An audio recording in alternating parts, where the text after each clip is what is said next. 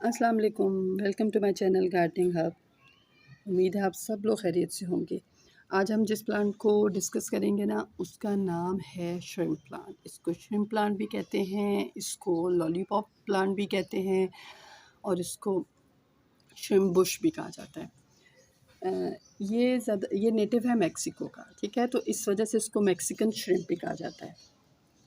अच्छा, ये जो है ना श्रिम्प प्लांट, ये वार्म एरिया का प्लांट है। आप गर्म इलाके का प्लांट है, इसलिए ये पौधा जो है ना, ये आपका समर ब्लूमिंग करने वाला प्लांट है। इसकी ब्लूमिंग स्टार्ट होती है हमारे यहाँ तो फरवरी से स्टार्ट हो जाती है और टिल नवंबर तक इसकी ब्लूमिंग रहती है। और ये आप इसके फ्लावर्स देख रहे हैं, ये इसके फ्लावर्स हैं। एक्चुअली इसके फ्लावर्स जो होते हैं ना, वो ये हैं सब, ये फ्लावर्स होते हैं इसके, ये वाले। और इसमें एक कलर आता है मस्टर्ड येलो सा ना, वो भी बहुत खूबसूरत कलर है, लेकिन वो मुझे नहीं मिला, मेरे पास इसका सिर्फ यही कलर है। अच्छा, इसके बारे में अब आप ये थोड़ी सी मैं आपको इन्फॉर्मेशन देती हूँ कि ये 3 to 6 फीट तक हाइटेड है ना। अब देखें, मैंने तो इसको लगाया हुआ है 12 इंच के पॉट में, तो मेरे तो यहाँ पर इसकी इतनी ही ग्रोथ है, ठीक है।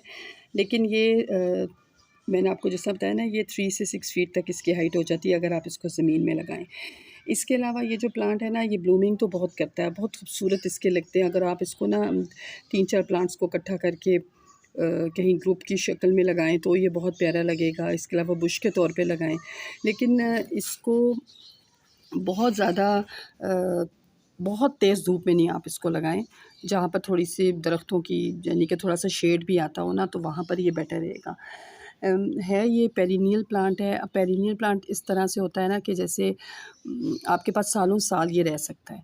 जब डोरमेंसी का टाइम आएगा, उसमें इसके पत्ते झड़ेंगे, फ्लावरिंग भी नहीं करेगा, लेकिन फिर उसके बाद जब स्प्रिंग आता है तो दोबारा से प्लांट उठ जाता है। तो वो हमारा पेरिनियल प्लांट होता है, जो आपके पास हर साल चलता रहता है, ठीक है। अगर उसको कोई बीमारी ना लगे या अगर उसको और कोई प्रॉब्लम ना हो, अगर आप उसकी केयर सही करें तो वो आपके पास सालों साल चल सकता है। तो ये इतना ज़्यादा तंग करने वाला प्लांट नहीं है। इसके अलावा ये जो प्लांट है ना, ये मैंने जैसे आपको बताया ना कि वार्म एरिया का प्लांट है, तो जो गर्म इलाके हैं ना, वहाँ तो इसका ब्लूमिंग साइकिल बहुत लंबा होता है। वहाँ पर तो ये तकरीबन सारा साल ही फूल दे देते हैं। लेकिन जैसे अब हमारा ये पिंडी इस्लामाबाद का इलाका है, यहाँ पर जो है ना, ये प्लांट आपको नवंबर में आके इसकी ब्लूमिंग रुक जाती है, और दिसंबर और जनवरी में जो बहुत ज़्यादा ठंडा टाइम होता है ना, उसमें तो ये बिल्कुल भी नहीं ब्लूम करते और लीव्स भी इसके झड़ जाते हैं। तो उसमें तो बेटर है ना, अगर आपका एरिया ठंडा है तो आप सर्दियों में ऐसा करें कि इसको उठाकर आप शेड में रख लें तो बेहतर है, क्योंकि बहुत ज़्यादा ठंड इसे बिल्कुल टॉलरेट नहीं होती। तो आप इसको शेड में रख दें, जहाँ ये सर्दियों से बच जाए, सख्त सर्दी से बच जाए।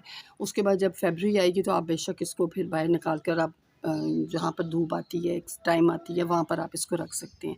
वैसे मेरे ये रूफ़ टॉप पे पड़ा हुआ है, और मेरे तो ये गर्मियों में भी छत पर रहा है और धूप में भी रहा है। इसको उसमें इसने ये करना शुरू कर दिया था कि बिल्कुल सारा दिन धूप में था, तो उससे ना इसकी फ्लावरिंग कम हो गई थी। तो फिर जब मैंने इसको उठा के ना ग्रीन नेट के नीचे रखा, तो उसमें ना फिर इसकी आप फ्लावरिंग देखें, इस तरह से काफ़ी आना शुरू हो गई। कुछ प्लांट्स की सेटिंग नहीं बन रही थी, तो मुझे मजबूरन इसको ना ज़रा धूप की तरफ रखना पड़ गया था। तो फिर मैंने ये नोटिस किया कि इसकी फ्लावरिंग बिल्कुल कम हो गई है ना, और इसकी जो टहनियाँ थी ना, वो बीच-बीच में से जलना शुरू हो गई थी। अभी भी शायद ये देखें, जैसे ये इसकी टहनी है ना, इस तरह से बीच-बीच में से वो जलना शुरू हो गई थी।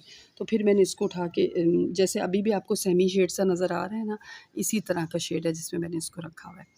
तो उसमें इसने फिर देखें अब ठीक-ठाक ब्लूमिंग करना शुरू कर दिया। अच्छा, इसके जो फ्लावर्स हैं ना, ये इसको बटरफ्लाइज़ को और हमिंग बर्ड को बहुत ज़्यादा अट्रैक्ट करते हैं, इसके फ्लावर्स। और इसके अलावा ये है कि ब्यूटी तो मैंने आपकी इसकी बता दी है, वो तो आप लोग देख ही रहे हैं। और सॉइल आपने इसकी मॉइस्ट रखनी है, पानी तो आपने इसको प्रॉपर देना है। और गर्मियों में तो ज़ाहिर है, मेरे तो रूफ़ टॉप पे था, मैं तो डेली पानी देती थी। लेकिन अगर आपने ऐसी जगह रखा है ना जहाँ पर शेड भी है, सब कुछ है, तो वहाँ आप इसको ऐसा करें कि अगर आप 1 दिन का गैप भी दे दें पानी में, तो ये टॉलरेट कर लेता है। बहुत ज़्यादा सॉगी नहीं इसको करना है, बहुत गीला नहीं रखना है इसको, फिर ये गलना शुरू हो जाती है। क्योंकि इसकी जो आप देखें, इसकी ये जो अगर टहनी है ना तो देखिए सॉफ्ट सॉफ्ट सी है, इसलिए मैंने इसको बांधा भी हुआ है ना, तो वो ज़्यादा अब देखें इसकी जो ये जो टहनी है ना ये थोड़ी सॉफ्ट सॉफ्ट सी है, इसलिए मैंने इसको बांधा हुआ है ना, तो ये ज़्यादा स्ट्रॉन्ग नहीं है, हार्ड नहीं है। तो इसलिए ना ऐसे जो प्लांट्स होते हैं ना वो जो रॉटिंग उनको बड़ी जल्दी हो जाती है। अगर वुडी हो ना तो वो थोड़ा-सा हार्ड होते हैं इस मामले में। तो ये थोड़ा-सा बस ये ख्याल करें कि बहुत ज़्यादा इसको गीला नहीं करना, अगर पानी में गैप आ जाता है ना आपका एक दिन, तो उसकी खैर है, ये प्लांट टॉलरेट कर लेता है। और फर्टिलाइज़र तो आपने इसको अम, अब ब्लूमिंग का टाइम है ना, तो वो तो आपको जब ब्लूमिंग टाइम होता है ना, तो वो आप ये याद रखें कि उसमें फर्टिलाइज़र प्लांट को आप हर 10 दिन के बाद दें। ठीक है ना? क्योंकि वो उसकी एक्स्ट्रा एनर्जी लग रही होती है, वो ग्रोइंग उसका टाइम होता है, तो वो आपको देनी होती है उसको। तो कंपोस्ट इसके लिए बहुत अच्छी है, गोबर खाद भी आप इसको डाल सकते हैं। जैसे जब स्प्रिंग स्टार्ट होता है ना, जब इसकी ब्लूमिंग अगेन स्टार्ट होती है, दोबारा से इसके लीव्स निकलना शुरू होते हैं, तो उस वक़्त आप इसको अच्छी तरह से, अब जैसे मेरा ये प्लांट है ना, तो इसमें तकरीबन आप अगर मैं आपको ग्लास से मेजर करूँ ना, तो आप इसमें तकरीबन 1 एंड हाफ़ ग्लास भर के काऊ डंग की ना, इसको अच्छी सूखी हुई खाद दे दें और फिर खूब अच्छी तरह से पानी दे दें। उसके बाद आप फिर इसको ना हर 10-15 दिन के बाद आप इसको लिक्विड खाद गर्मियों में देते रहें।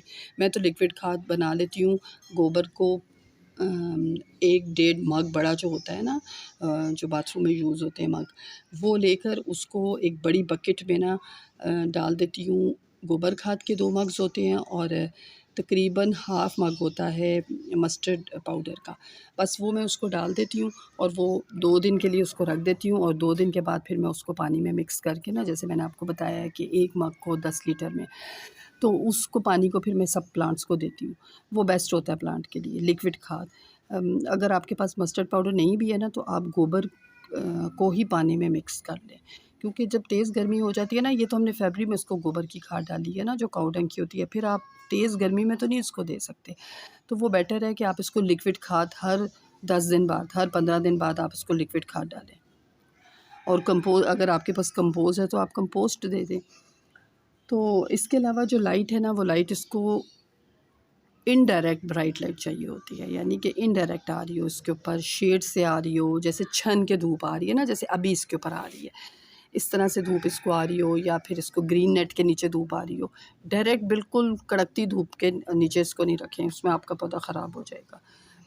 ये मैंने आपको बताया ना कि मेरे यहाँ पड़ा रहा था, तो इसके ना फ्लावर्स भी बर्न होना शुरू हो गए थे। अभी मैंने इसका ये फ्लावर उतारा है, मैं आपको दिखाती हूँ।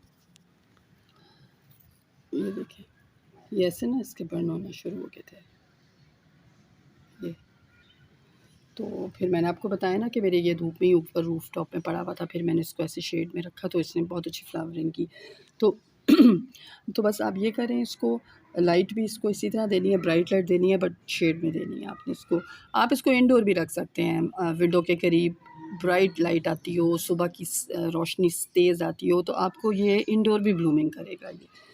अच्छा, इसके अलावा ये है कि खाद तो मैंने आपको बता दी है कि 15 डेज़ के बाद आप इसको लिक्विड खाद दे दें, और अगर कंपोस्ट देनी है तो आप महीने बाद इसको फ्लावरिंग के सीज़न में डालते रहें, और लिक्विड खाद आप हर 15 दिन बाद दें, तो वो ज़्यादा अच्छा है। इसके अलावा ना इसको पेस्ट अटैक जो इसके ऊपर होता है ना, वो हो जाता है कभी-कभार। वैसे भी जब से मेरा प्लांट आया है ना, मेरे प्लांट पर तो नहीं, मैंने नहीं देखा इसको उस पे पेस्ट अटैक हो।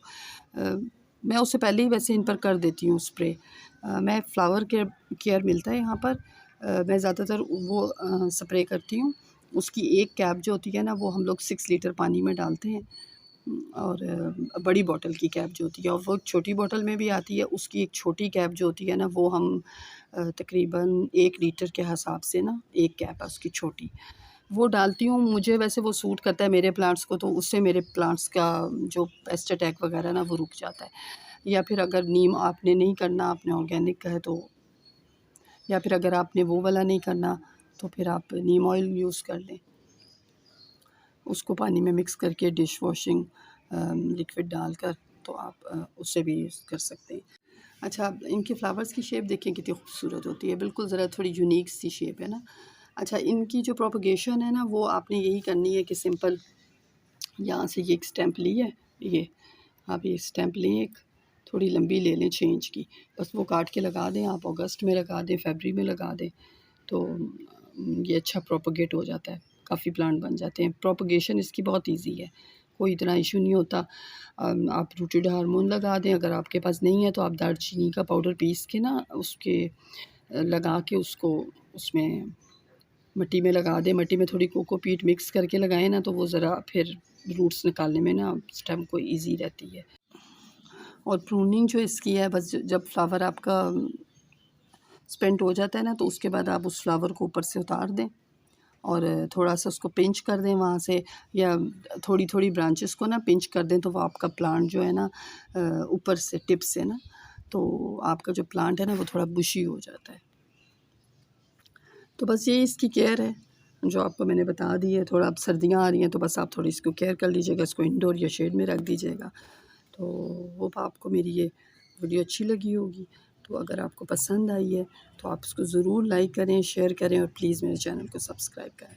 Thank you.